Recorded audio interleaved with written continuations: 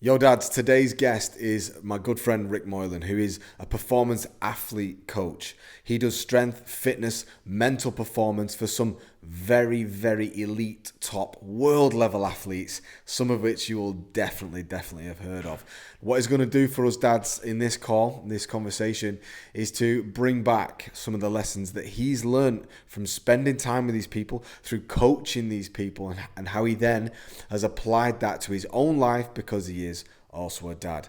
Listen, man, this perspective that we're going to get from Ric now is extremely rare. Yeah, get yourself a pen and a pad, make notes, because this one is a banger. Why do so many men, specifically dads, drift into mediocrity without even noticing? First and foremost, because it's not easy being a dad. It's not easy being a parent in this world now. But I think the main thing is if we look at life is challenging. As a dad, you've got to provide first and foremost. So that becomes your primary goal to protect, to provide. You spend your time going out to work. For many men, for many dads out there now, what that means is they're working harder than ever for possibly not quite as much. So therefore, then they've got to work even more. Um, we've then got the pressures of, and I'm certainly not, putting this at, let's just say, members of the opposite sex, but let's just say that there's the pressures of social media of, we've got to have the nice house, we've got to have the nice car, and providing and working becomes not only the forefront of a dad or a man's life, but it often becomes the main thing that they do becomes the identity. They then get home, they've got to try and play a part in the upbringing, or they certainly want to and should want to play a part in the upbringing of the children. And before they know it, what's actually happened is, if we go back to that word identity, they've lost a grasp of who they actually are as a man. They've lost the fact that they don't really have many friends anymore. The friends that they've got, they don't see very much anymore because they're all in the same cycle. Um, there isn't time to do any hobbies anymore, do anything that makes them laugh, do anything where they're getting some sort of enjoyment. And what happens is, before you know it, you're kind of just drifting along, and you think life's okay, and it is, and you're blessed. You've got a lovely family, lovely kids. But actually, what you have done is also put yourself to the bottom of the pile, and there's no time, there's no space, and then there's probably the most important word, there's no energy that left for you. And that means then that even when you do get the occasional window, you do get the occasional opportunity, we don't take it. And before you know it, days lead into weeks, weeks lead into months. I mean, we're nearly 8 weeks into this year already. Time moves quickly. And before you know it, we've drifted along. We've lost sight of who we are. We've lost our identity, and we've lost our mojo as well. Yeah. So what I found is, and I think maybe you'll agree, is that dads will give 100% in the workplace or in your field, in the CEO field and in the athlete field. They give 100% to their sport, their craft, their job. And then when they get home, they give a bit less to the family. And then on the back end of that, they give even less to themselves. Why is it, do you think, that your athletes and your CEOs can give 100% to their endeavor, but then think it's okay to maybe put your feet up, as I say it, when you get home? I think there's a disconnect that people aren't aware of. And actually, when I ask the guys that I work with, what is it that you want? What is it you want to do? And they will always say, I want to provide for my family. I want to, give them a good life, a good, nice house, holidays, all that. Um, and that's cool. And we write that down, no problem. Okay, what is it that you want to do within your role as a leader?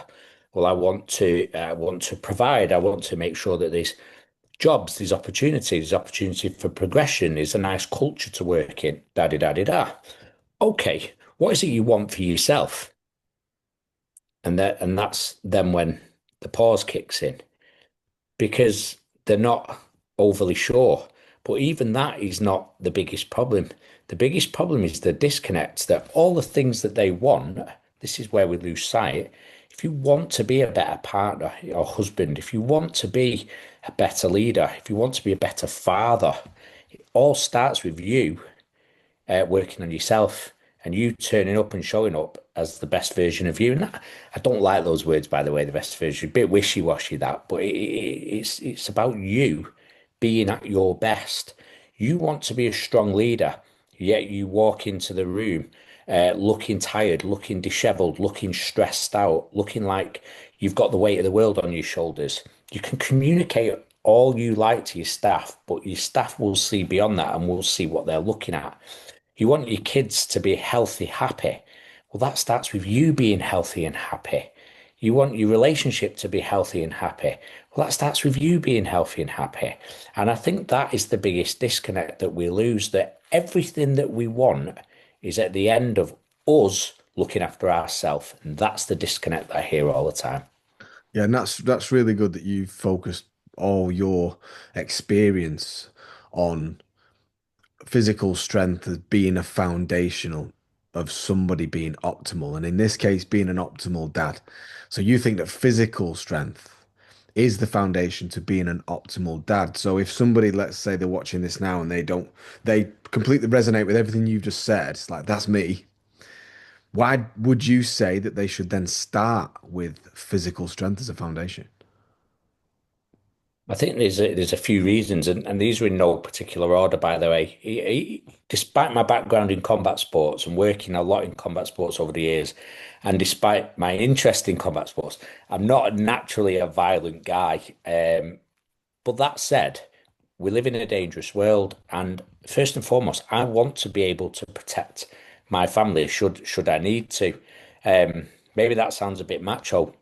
I don't care. I'm not going to rely on others to protect my family. So that's the first, main reason why I believe in physical strength. But then secondly, I want to be a role model to my son. I want my son to grow fit, fast, strong. I want him to be confident. The best way, what's that saying? Kids learn more from what they see rather than what you say. So if I want my son to grow up to be a gentleman, then it's probably, a good thing that I should work on being a gentleman. If I want my son to grow up and have good manners, then I should probably have good manners as well. And I want him to grow up to be capable, to be confident, to be proud. And the foundation or one of the key pillars of that for me is physical strength. But then also I think that probably the third thing is that, and this is very, very personal. I love being fit. I love being healthy. I love being, I love feeling capable. And I don't want that to discontinue anytime soon. I don't want to get into my 50s and into my 60s and possibly have a bit more time on my hands and possibly, hopefully, have a bit more financial wealth and then not be in a position where I can't enjoy it. I want to still be going kickboxing. I want to still be going out on my mountain bike. I want to be going having holidays abroad. I want to still have a physical relationship with me missus. And all of that, physically and mentally, is at the other end of keeping yourself fit, healthy, fast, strong. So, I don't subscribe to this that you get to 40 and you become a fat dad. You get to 40 and you become a middle-aged, middle-aged spread kicks in or that life deteriorates. I'm a, I'm going to battle it as long as I can, and I want to stay. I want to keep my tendons healthy. I want to keep my muscles healthy, and I want to keep my brain healthy. And in order to do that, I've got to work on being fit, fast, strong. Yeah. And in my experience, and I'm sure in your experience of training elite athletes across many different fields and CEOs, consistency is the one. I'm 41 now and I'm actually in the best shape of my life, and it's because I've been consistent over years. It's not because I've won competitions or because I've been stood on stage with my abs out. I haven't, but I've just been consistent, and that is the thing. If anyone was to ask me what's the key to your success, why are you in good shape, I'd say that. So why is consistency hard for people? Why do they find that difficult? And how would someone then make that like a non-negotiable if it is, in fact, like the most important part? I agree with you, by the way. Two very, very quick stories, and then I'll answer your question. First and foremost, when I was working a lot with pro boxers years ago, I used to get asked when they'd be on the scales posing and they'd be absolutely ripped and all that kind of stuff. I used to get asked, and if I was younger, if I was a bit less naive when I was younger, I probably should have been a bit more commercially minded with this one. But people used to say to me like, "Can I buy their training plan?" And I used to be like, "No." Because their training plan's no different to yours. As I say, probably left a bit of money on the table there. But anyway, but then the second one is I remember when I was going to work with some special forces guys, and I went through a real a moment as I was driving down there, and I went through this moment where I felt like a real imposter, which I'm sure is probably something some of your group may or may have not experienced themselves. I went there and I thought, what the fuck am I going to teach these guys? What am I, this is special forces. What am I going to teach them about training, about mindset? Anyway, I get there, I get chatting to one of the guys, dead friendly. I say to him, look, mate, you know what? Actually, I wouldn't mind you showing me a few bits about your training. Your training plans are special forces. They're the elite of the elite. I'd love to hear about him. He said, okay, go and grab a pen and paper and I'll let you write it down. I said, all right, great, nice one. He says, right, write this down. I said, go on. He said, we do the basics well. And I was like, right. He said, and we do the basics well every day. I was like, is that it? And he's like, yeah, that's it.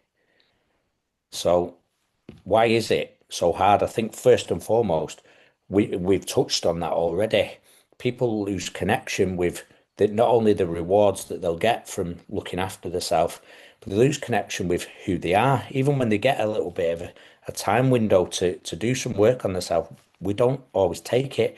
We get stuck in that rut of where we're low on energy, where there's always a task that's more important than we are.